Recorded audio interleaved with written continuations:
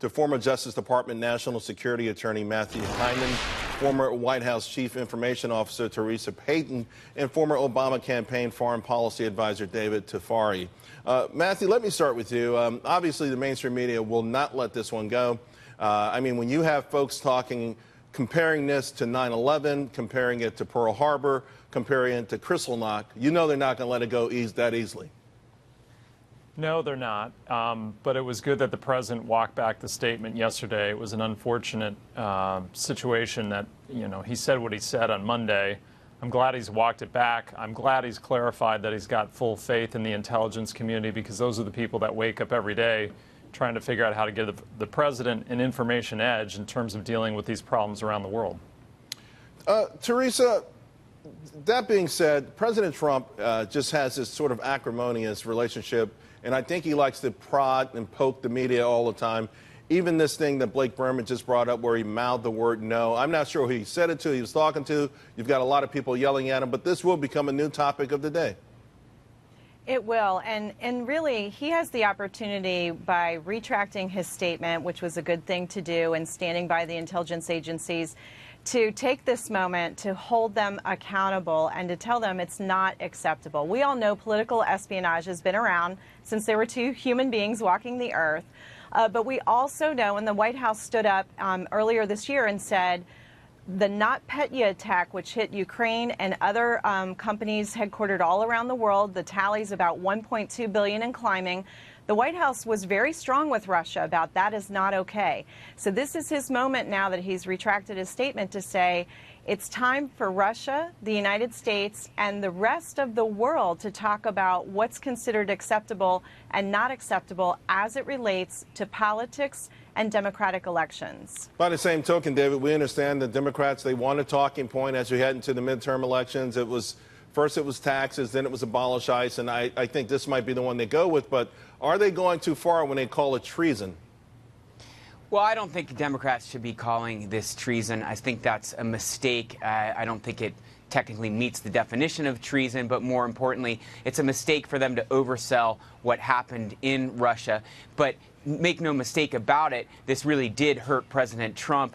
He really embarrassed himself in front of the world, and he really hurt our national security. I hope President Trump will do everything he can to correct that. His walking back of the statement was not enough because he only half walked it back. And it's not just the statements that he made about Russian interference in our election. He made a number of statements in the press conference in Helsinki that were harmful to the U.S. He basically said the things that the U.S. has done wrong are equal to what Russia has done wrong. That's absolutely incorrect. He shouldn't be comparing U.S. actions to Russian transgressions. He needs to be much tougher on Russia. And there's no denying that he has some curious affection for Putin that almost nobody else in the U.S. and among the U.S. policymakers affection has. or some sort of respect. I mean, they're two different things. Where's the affection part? It looks like affection because he's unable to recognize basic facts. If you look at the indictment from last week that indicted 12 Russian agents, it has so much detail and has so many facts, and then yet he stands next to Putin and says he believes Putin when he says that Russia did not interfere in our election. Matthew, I will say that he said that the retraction, I think, cleared it up, but I've heard him also say in the past that he believes the intelligence community and that Putin denies it. I'm not sure that that's the same as saying he believes Putin, but there's no doubt that President Trump has conflated the meddling argument with collusion. And it rankles him big time because he thinks it delegitimizes his election. And at some point, he's going to have to reconcile, dealing with those two, because it's easy to bait him into these sort of situations. But having said that, though, Matthew, where do we stand? Is Russia, is Vladimir Putin, do you think all of a sudden so emboldened that he's going to start taking the sort of belligerent actions that, by the way, he was taking long before President Trump became president?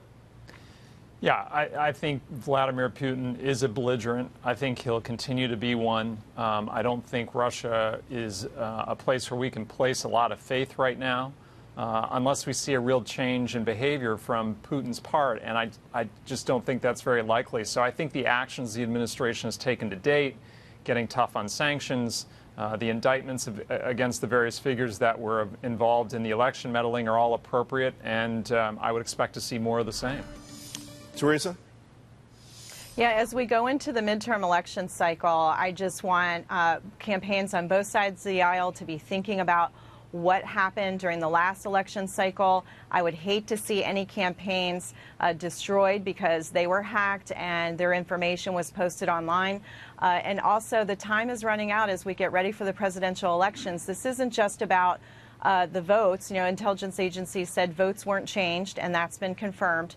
But this is about, will people end up staying home or changing their vote because of misinformation techniques used on social media? This is also about protecting campaigns and elected officials so that they can conduct American business without fear of it being displayed all over the internet.